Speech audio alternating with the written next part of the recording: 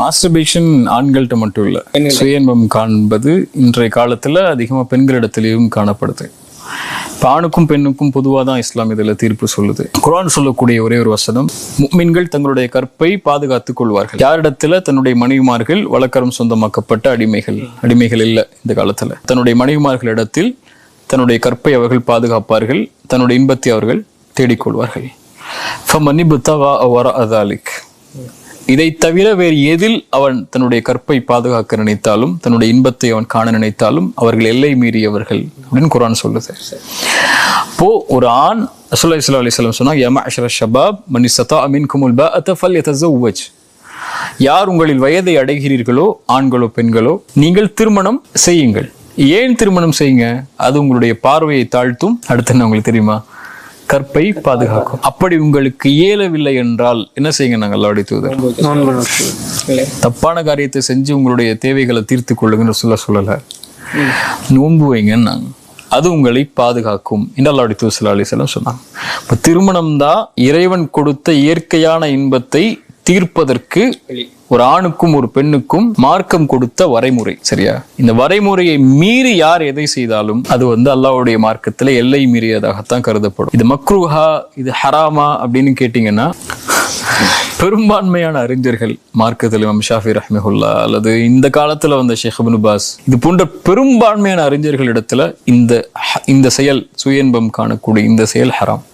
சில அறிஞர்கள், ஷேக் அஹ்மத், இமாம் ஷௌகானி, இது போன்று சில அறிஞர்கள் இதை ஹராம் இல்லை அப்படிங்கிற நிலைமைக்கு கொண்டு வராங்க. ஆனால் மார்க்க ஆதாரங்களின் அடிப்படையில, குர்ஆனுடைய வசனங்களின் அடிப்படையில பெரும்பான்மை அறிஞர்களுடைய கருத்து ஹராம் என்ற நிலைப்பாட்டில் இருக்கிறது. ஏற்றமானதா?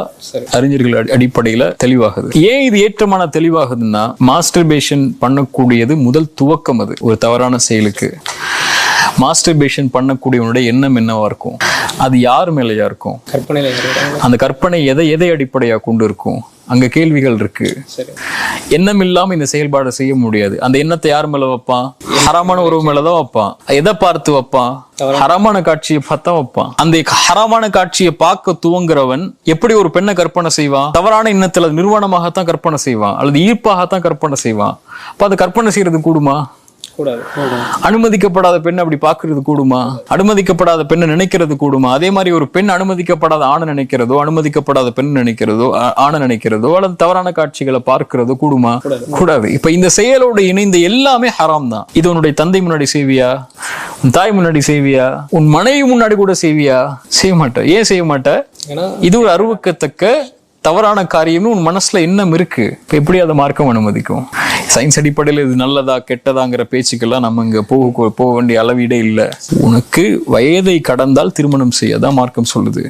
உன்னுடைய ஆசை ஹலாலா தீர்ப்பதற்கு, முழுமையான இன்பத்தில் தீர்ப்பதற்கு இறைவன் வைத்திருக்கக்கூடிய நியதி உன் மனைவி, உன் கணவன். இந்த உறவுல சரியாயிட்டீங்கன்னா முடிஞ்சிரும். அப்படி ஒருவேளை உனக்கு மனைவி அமைந்தும் கணவன் அமைந்தும் உன்னால உன்னுடைய விஷயத்துல தீர்த்தியாக முடியல, ஒரு பெண்ணுக்கு அந்த குறை இருக்கு, ஆணுக்கு ஒரு பெண்ணு குறை இருக்குன்னா ரெண்டு பேரும் அல்லாஹ்வை பயந்து விலகிக்கோங்க. வெரி ஹலாலான உறவை தேடிக்கொண்டு ஹலாலான உறவின் அடிப்படையில மறுபடியும் அந்த உறவை சீரமைத்துக் கொள்ளுங்க. அதான் மார்க்கம் சொல்லக்கூடிய அளவீடை தவிர நீங்க இதை போய் செய்யுங்க அதை போய் செய்யுங்கன்னு சொல்லி மார்க்கம் எங்கேயும் அனுமதி கொடுக்காது. மாஸ்டர்பேஷன் முழுவதுமா ஹராமான செயல். அது மக்ரூஹான செயலா இருந்து நீங்க சொன்னாலும் கூட இது உங்களை அது பக்கம் தான் கொண்டு போகும். ஹராம தான் பார்த்து செய்வீங்க, ஹராமான எண்ணத்துல தான் செய்வீங்க, ஹராம யோசிச்சு தான் செய்வீங்க.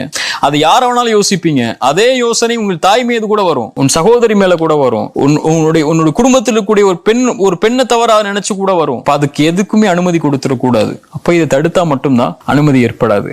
இப்ப இந்த மாதிரி செயல்பாடுகள்ல இருக்கக்கூடியவங்க, அதுக்கு அடிமையாக கூடியவங்க இந்த மாதிரி விஷயங்களை லேசாக்கிடுவாங்க. இன்னைய காலத்துல போன் கையில இருக்கு, மொபைல் கையில இருக்கு, லேப்டாப் கையில இருக்கு, எல்லாமே கையில இருக்கு, எல்லா வசதியும் இருக்கு.